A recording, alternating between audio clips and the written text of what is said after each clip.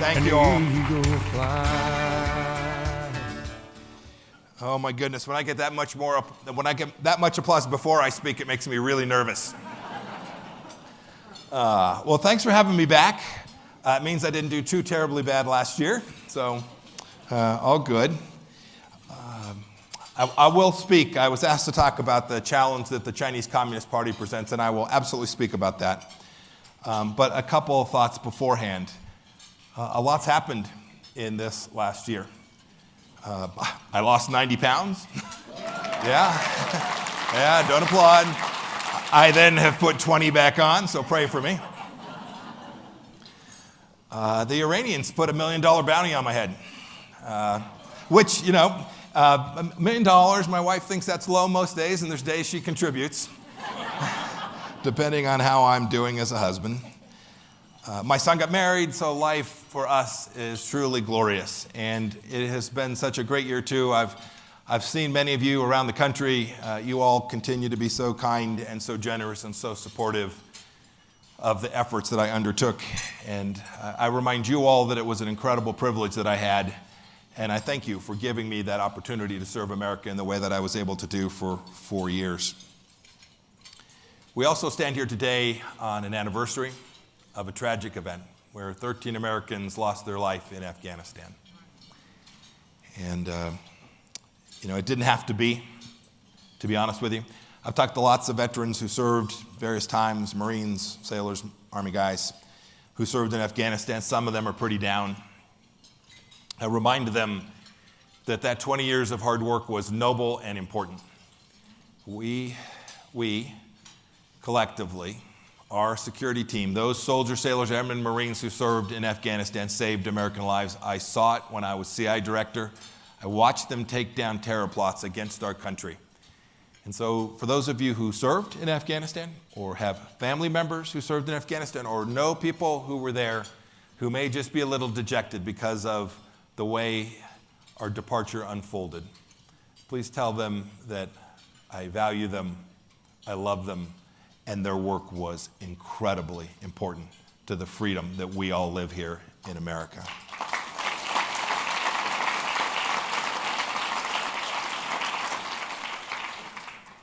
So the greatest threat to the United States is not Al-Qaeda. It's not Chairman Kim. It's not Vladimir Putin. It's not even Xi Jinping, although that's what I'll talk about. The greatest threat to America is that we teach our kids junk in the schools. But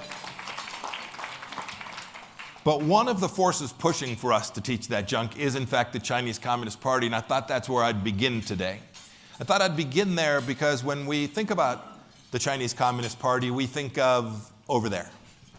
We think of Beijing, or we think of the million people that are being held in what are essentially internment camps, taken away from their families, women raped in a place called Xinjiang.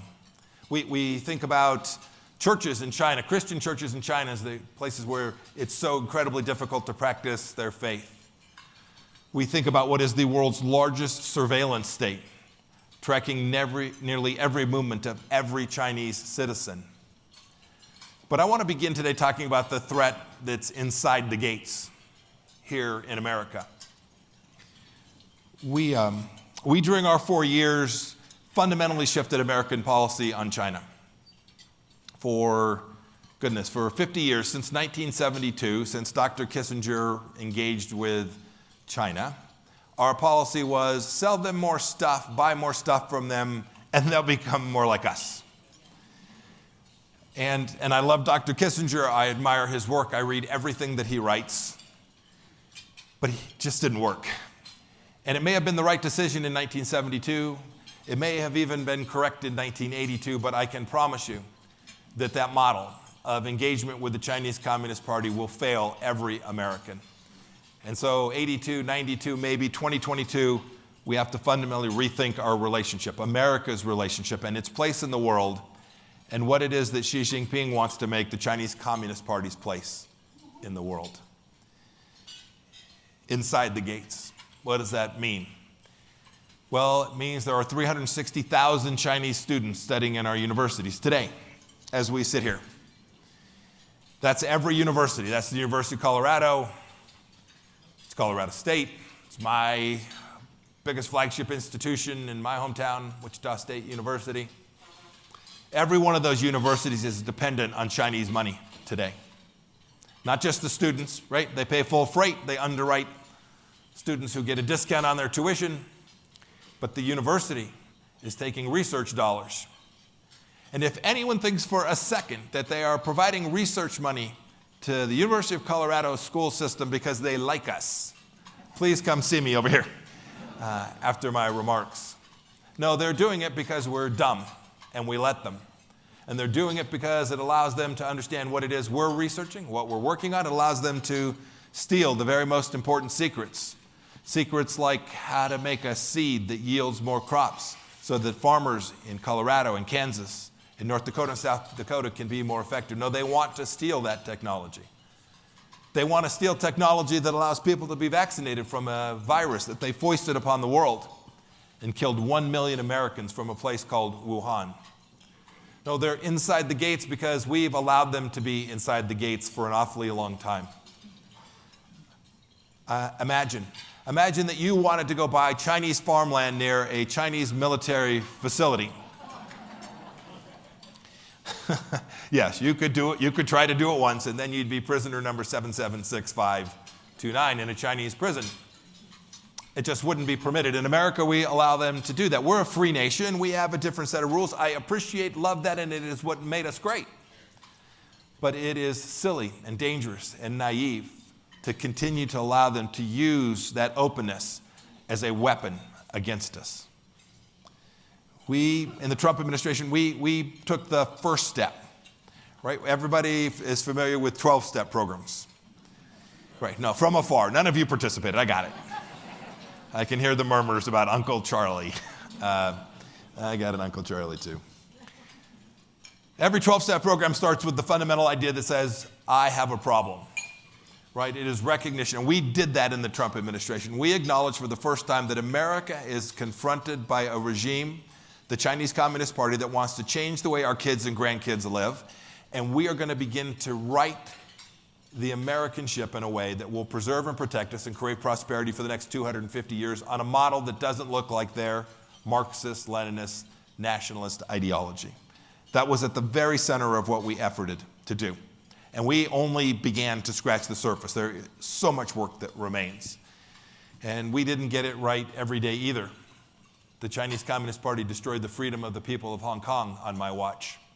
And it saddens me that we were unable to do more to protect and preserve the promise that the Chinese Communist Party had made to those freedom-loving people. But I'm mostly worried about us here at home.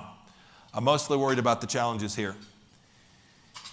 The Chinese Communist Party will use every tool against us. You all would know this because they're around you here as well. And I don't mean to be a conspiracy theorist. But make no mistake about it, when they show up from the Chinese consulate in Los Angeles or San Francisco, and they show up at your school board meeting with a check for $10,000 to buy a swing set or new books for your library, it is not because they're looking out for the good health and mental wellness of your children. It is because they're trying to do what the Chinese Communist Party has done here inside the country for years, and that is make friends and conduct a deep influence operation against decision makers here in America. When I was a Secretary of State, I declassified a report that the Chinese had prepared, their intelligence services had prepared. It spoke about American governors. It had the list of every American governor, all 50 of them, and it had them rated friend, adversary, or we're working on them. They are working on us. They're attempting to use what they call their united front as a propaganda tool to convince us that America is in decline. It should surprise no one that when my successor, Secretary Blinken, met with them in Anchorage, the very first thing that Wang Yi said, he would have been Secretary Blinken's counterpart, and Zhang Zhishe, the state counselor, the very first thing they said to them was about Black Lives Matter. They did that in front of the media to create a global narrative about an America that is decaying and being destroyed from within. We have responsibility. You and this institute come together around this idea of freedom and the protection of our heritage, our Judeo-Christian heritage, that is designed to make sure, A, that what Wang Yi said is not true, that we are not decaying, that we are not declining, that we remain that shining city on a hill. But most importantly, we also have to work to make sure that the world comes to see that we are a fundamentally decent people and that we are still delivering against that great American promise that matters to every American citizen all around our country. I watch them use TikTok. They're inside the gates. If your kids have TikTok on their phone, you should know that the Chinese Communist Party knows what they look like, knows where they are, knows who their friends are, knows who they texted, and may well know their health condition. And that system, that data sits somewhere in a Chinese Communist Party data collection system for whatever purpose may be intended, or one that they can't even imagine today. And the collective knowledge that they gain from that will be used to continue to build out artificial intelligence system that will conduct surveillance against the United States of America in a way that no nation has ever been able to do. I'm sure when I speak in the Q&A, we'll talk more about some of the responses to this, but the first thing we have to do is acknowledge that we must confront this.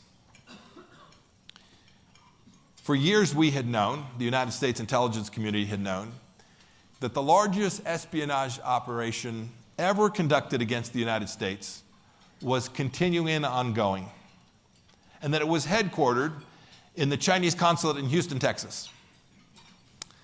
Why in Houston? Well, there's a pretty good medical system there, the University of Texas medical system. They were stealing secrets from them. And American Energy, that corridor from roughly the Woodlands down to the port in Houston, Texas, has important technology to deliver affordable energy, mostly natural gas and crude oil, to the rest of the world. They were stealing our most fundamental secrets. They were watching what the government in Texas was doing. And we'd permitted this to go on.